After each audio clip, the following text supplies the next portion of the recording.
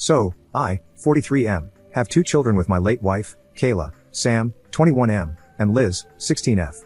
Kayla passed away when she was 37, and our kids were 15 and 10. I won't give specifics about how she passed, but she was struck by a drunk driver when she was on her way home from work.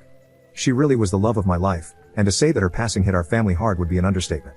I promised myself that if I got back into the dating game, I wouldn't date anyone for at least a couple of years for the sake of my kids. 3 years after my wife's passing, I met my now fiancé, whom we'll call Amanda, 41F. Things went slowly, and I didn't introduce her to my kids until we had been dating for about a year. Now, we've been together for 3 years and are engaged. Amanda and my kids have always had a good relationship. Neither of my kids is super close to her, but they have always been friendly and welcoming. Amanda has never overstepped any boundaries my kids have, like trying to replace their mother. At the beginning of Amanda and my relationship, she was a bit insecure about the fact that I was a widower. During the first few months of our dating, she would constantly ask things like, if Kayla had never passed, would I still be with her right now? I always kept my answers brief and told her that I didn't like thinking about the what ifs and that she was the one I was dating now and that was what mattered. Eventually, she stopped making these comments, and I stopped worrying about it. Now to the issue. My parents were hosting a family dinner to celebrate my fiancé and my engagement. It was my mom and dad, my late wife's sister and her husband, Sam and Liz, and me and Amanda. Dinner was going well, we were all making small talk and discussing wedding plans. About halfway through dinner, my mom made a comment about how she was so happy I was able to find the spark I had with Kayla and someone else. I don't think anybody really paid much attention to the comment, but then Amanda laughed and said, I'm happy she's dead, otherwise, I would have never gotten him to myself. The tone of the dinner immediately shifted, and everyone got extremely tense, especially my kids. Amanda noticed the shift and started awkwardly laughing, trying to play off her comment as a joke. I was honestly just frozen, as that was the first time she had made a comment like that. My kids looked disgusted, and Liz got up and walked out to the car. Sam waited a bit longer, seemingly wanting me to say something, but I was still in shock about what Amanda had said. To make a long story about the dinner short, it was kind of ruined, so I said my goodbyes to everyone, grabbed my fiancé, and we all drove home. My daughter hasn't spoken to me or Amanda since, and it's been 3 days. I got tired of it and pulled my son aside to ask him what I should do. He said something along the lines of, I'm a grown man and don't care who another grown man marries, but I don't want a woman who speaks like that about our mother around my sister. Sam's comment stuck with me, and now I'm considering calling off the engagement entirely. She's never made comments like this before, but I'm worried if I let it slide this one time, it will become more frequent and affect my daughter. I need some advice from outside perspectives and just want to do right by my kids. Update 1. I promised I would update everyone after I had talked to my kids, so here is the update. It's kind of long, so I hope that doesn't go against the rules of this community. I'm also going to use this update to clarify some of the questions people were asking in the comments. Did my fiancé apologize to anyone at the dinner party? No, she didn't. I honestly don't think it even registered or has registered to her that what she said was wrong. Does my fiancé have social anxiety? Not to my knowledge, no. In all the time I've known her, she's never shown any signs of social anxiety and doesn't have a history of it. Now for the update. At around 5:30 last night, my fiancé left for work. She works nights most days of the week, so I was able to call my son and ask if he could come over so I could talk to him and his sister. He goes to our local college and lives in an apartment near his school. When he started college, he wanted to move out but also wanted to stay close to us, so he settled on an apartment a few blocks away from the college. He came over, and I called him and his sister into the living room to talk with both of them. When they were seated, I told them point blank that I didn't think the wedding was happening anymore, and that the comment she made was unacceptable. I then apologized to them. I told them I was sorry for not saying anything for so long and letting the tension thicken in our home. I told my daughter that I understood why she hasn't spoken to me, and that I was sorry for allowing her to think that I was even remotely okay with what was said. I felt pretty spineless after we had gotten back from dinner that night, so I wanted to do everything in my power to make it right with my kids during the conversation.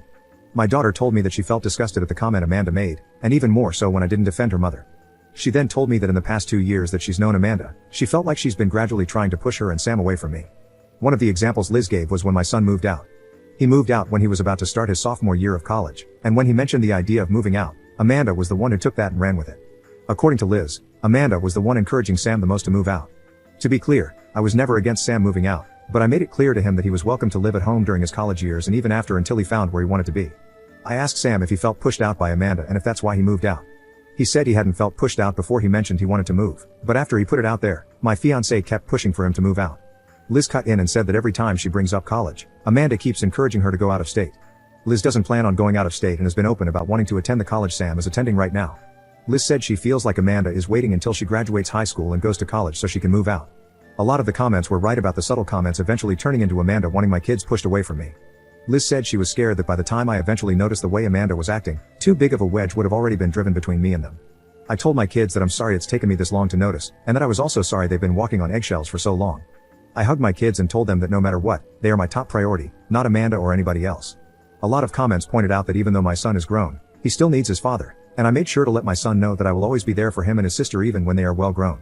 The entire conversation lasted about 2 hours. We covered a lot of the bases we wanted to, and it got emotional on all sides. In short, Amanda and I are done. I've made it a point to tell my kids that none of this situation is their fault, and that Amanda is the grown woman who said what she said.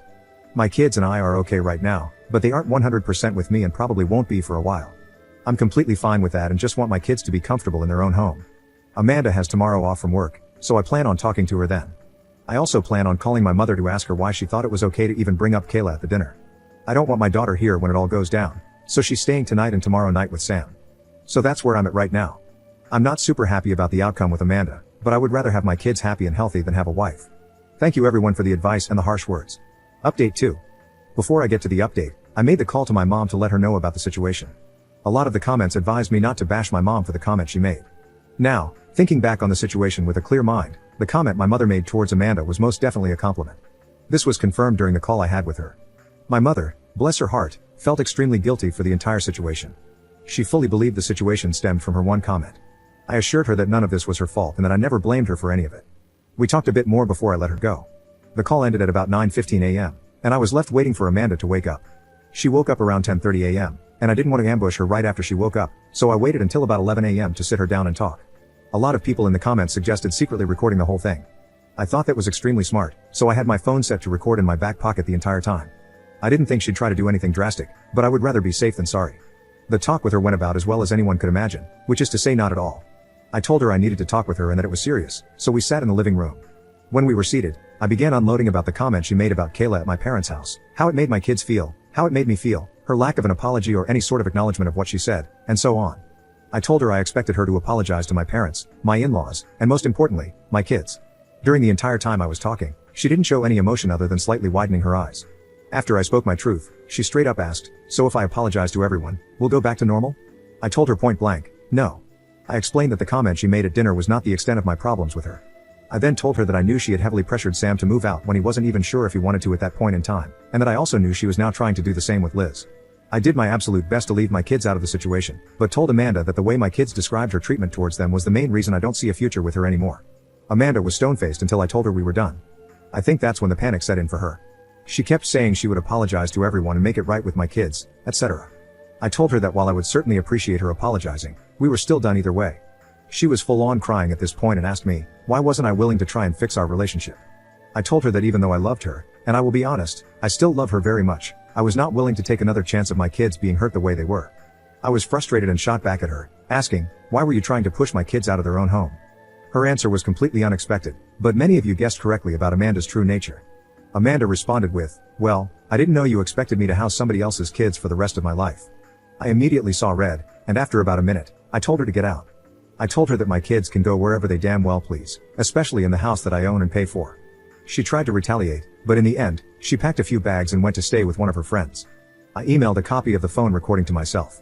The talk only lasted about 25 minutes, not nearly as long as the talk I had with my kids. So if anything ends up coming from the conversation, I have all I need to keep my name clear.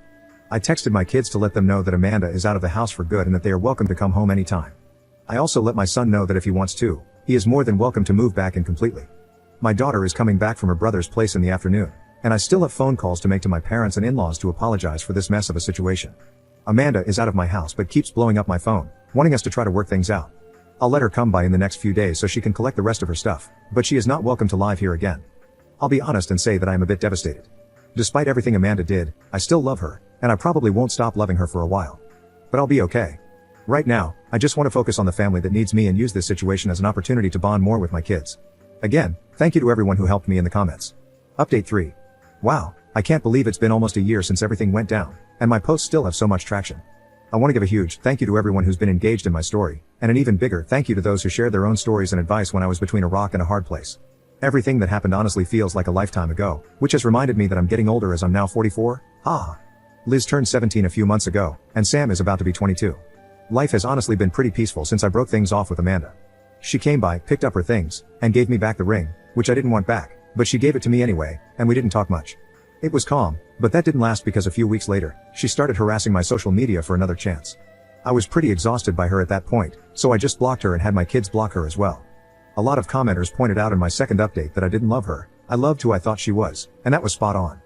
This realization helped the process of moving on go much more quickly.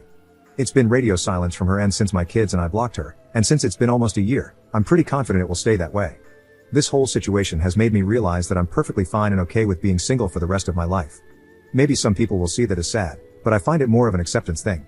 Ending things with Amanda made me realize that I didn't feel the same love with her that I felt with Kayla, and probably never will with anyone else.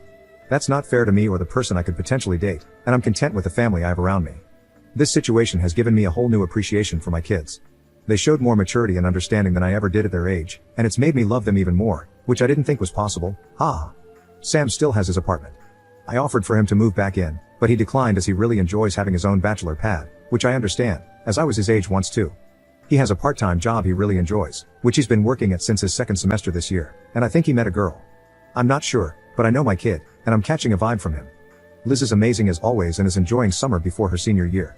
She's made honor roll every year of high school, including this year, and I'm so damn proud. Both of my kids are such hardworking and genuinely good people that it's hard not to toot my own horn when I think about it, so I'm sorry for rambling about them. Anyway, that's about it for now. Again, I appreciate all of you fine Redditors for following how my kids and I are doing, and I hope this is a satisfying update for you. I wish you all the best.